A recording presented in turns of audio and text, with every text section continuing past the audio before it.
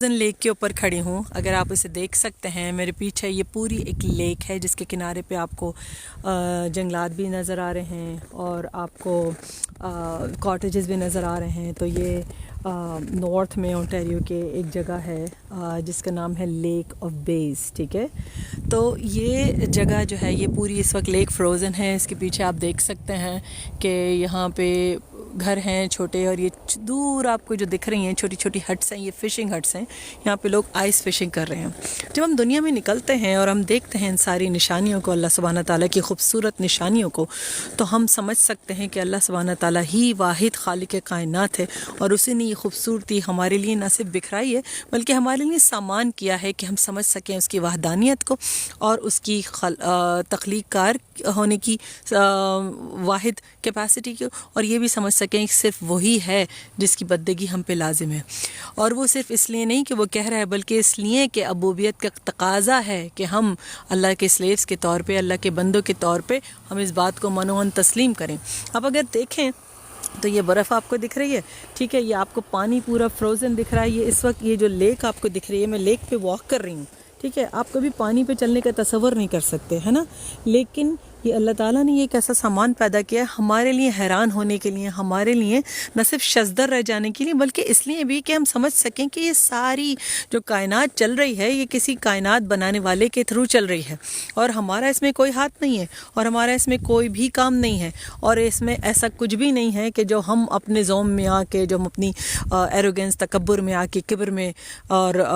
غرور میں آ کے ہم کرتے ہیں کہ ہم سب کر سکتے ہیں. تو یہاں ہماری کامن سینس کام نہیں کرے, یہاں پہ ہماری کامن سینس کا کوئی کام ہی نہیں ہے, کچھ بھی یہاں پہ ہمارا حصہ نہیں ہے. یہ ساری آپ دیکھیں, یہ درخت, یہ دیکھ رہی ہیں, دیکھیں آپ درخت دیکھیں بردرز اینڈ سسٹرز کہ یہ کس طرح جبے ہوئے کھڑے ہیں, اور سردی کی شدید ترین -17 ڈگری میں بھی یہ درخت جو ہیں ان کے اوپر پتے بھی لگے ہوئے ہیں, کیونکہ یہ خاص درخت ہیں جو اللہ تعالیٰ پورے سال ان کو ایسا ہی ہرا رکھتا ہے. تو اگر آپ دیکھیں, ٹھیک ہے, اب یہ دیکھیں یہ جو بندہ سنو موبائل چلا رہا ہے یہ پانی کے اوپر چلا رہا ہے, لیکن یہ صرف یہ سنو موبائل صرف سنو پہ ہی چلتی ہے. یہ تو جبھی بھی لیک پہ یہ آر پار اس جگہ سے لیک پہ سے آیا ہے اور یہاں سے گیا ہے, ٹھیک ہے. تو یہ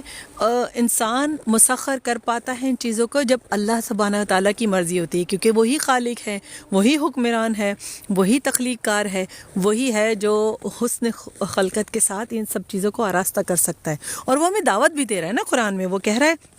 دنیا میں گھومو, نکلو اور میری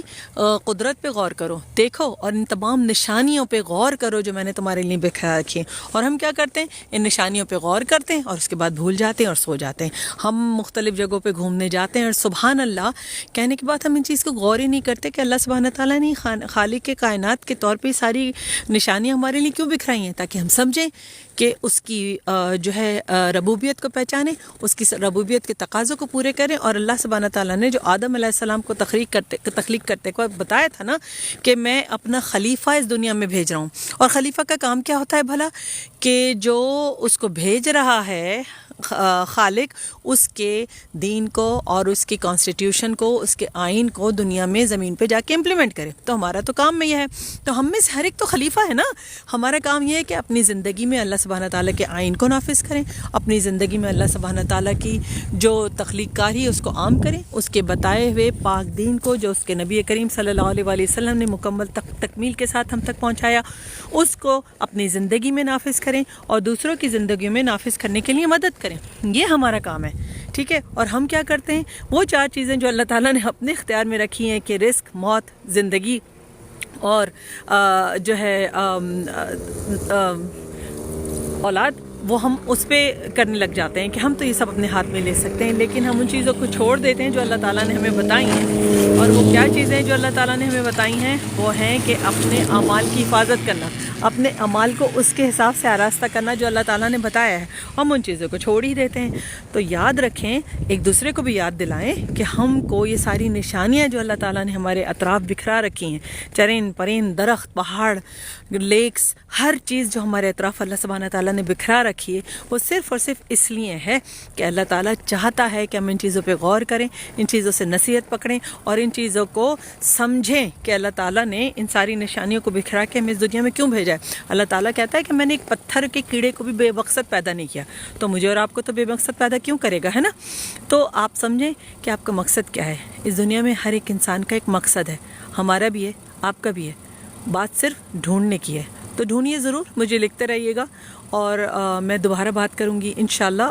اور بھی ٹاپکس جو آپ کے ذہن میں ہیں مجھے ضرور بھیجیے گا. یہ ٹاپک کے لیے میں شکریہ ادا کرنا چاہوں گی سسٹر یاسمین کا, جنہوں نے مجھے سرگودا سے لکھا اس ٹاپک پہ بات کرنے کے لیے کہ کس طرح یہ تمام نشانیاں جو ہیں وہ اللہ تعالیٰ کی یاد دلاتی ہیں اور اللہ تعالیٰ کو یاد رکھنا چاہیے. جزاک اللہ خیر. پھر بات ہوتی ہے. السلام علیکم ورحمۃ اللہ.